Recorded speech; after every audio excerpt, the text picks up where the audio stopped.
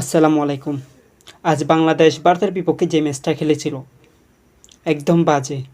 এরকম ম্যাচ আসলে কেউ কল্পনাও করে নাই যে বাংলাদেশ এরকম বাজে খেলবে। ৩৫ রানের মধ্যে টপ অর্ডারের ৫ জন অল আউট, সবাই অল আউট ধরতে গেলে টপ অর্ডারের মধ্যে। সৌম্য সরকার তো প্রথমেই ০ রানে সাজ করে ফিরে যায়। তারপর অধিনায়ক নাজমুল হোসেন শান্ত ০ রানে ফিরে এবং মুশফিকুর রহিম অভিজ্ঞ মুশফিকুর রহিমও ০ রানে ফিরে যায়। যখন বিপদে মুশফিকুর রহিমের উচিত ছিল আসলে দলের হাল ধরা। সে সময়েও সে গোল্ডেন ডাক মেরে চলে যায়। এরপর যখন ৩৫ রানের মধ্যে ৫ উইকেট চলে যায় বাংলাদেশের, তখন দলের হাল ধরেন তাওহিদ হৃদয় এবং জাকের আলী। আসলে আমার মনে হয় তারা যদি আজকে হাল না ধরতো তাহলে বাংলাদেশ বেশিতে গেলেই ১৫০-১৫০-এর ভিতর অল আউট হয়ে যেত।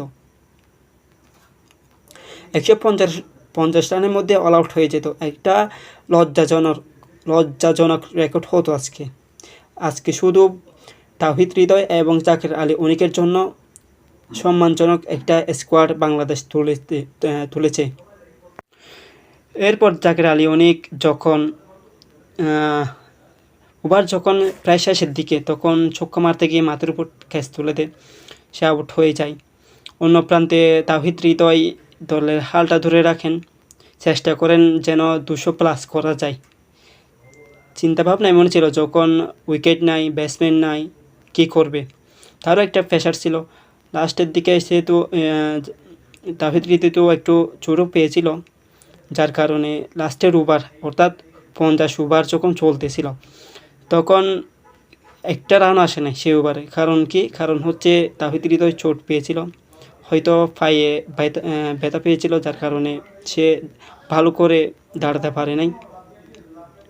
তো শেষ পর্যায়ে তাওহিদ হৃদয় 100-এর উপর ভর করে ২২৮ রানের একটা পুঁজি পায় বাংলাদেশ, সম্মানজনক।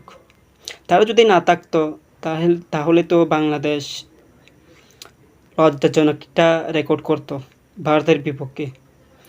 যে ম্যাচটা নিয়ে উত্তেজনা ছিল দর্শকদের মাঝে, ভক্তদের মাঝে, যে আশাটা করেছিল ভক্তরা, সে আশাটা পূরণ করতে পারে নাই টাইগাররা। তবে দ্বিতীয় ম্যাচে নিউজিল্যান্ডের বিপক্ষে কেমন খেলবে তা এখনও বলা যাচ্ছে না, কারণ তারা এখনও দুর্দান্ত ফর্মে আছেন। নিউজিল্যান্ড সবাই, বোলিং বলেন, ব্যাটিং বলেন, সবাই দুর্দান্ত ফর্মে আছেন। গতকাল তো পাকিস্তানের সাথে দেখছিলেন সবাই, যারা খেলা দেখছেন, দুর্দান্ত একটা ইনিংস, ব্যাটিং বোলিং সবই দুর্দান্ত করেছিলেন। ৬০ রানে বিশাল জয় পেয়েছিল নিউজিল্যান্ড। তো এখন দেখা যাক, অপেক্ষায় রইলাম দ্বিতীয় ম্যাচের জন্য, কী হয় না হয়, ফলাফল পাবেন, দেখবেন আর কি। আল্লাহ হাফেজ।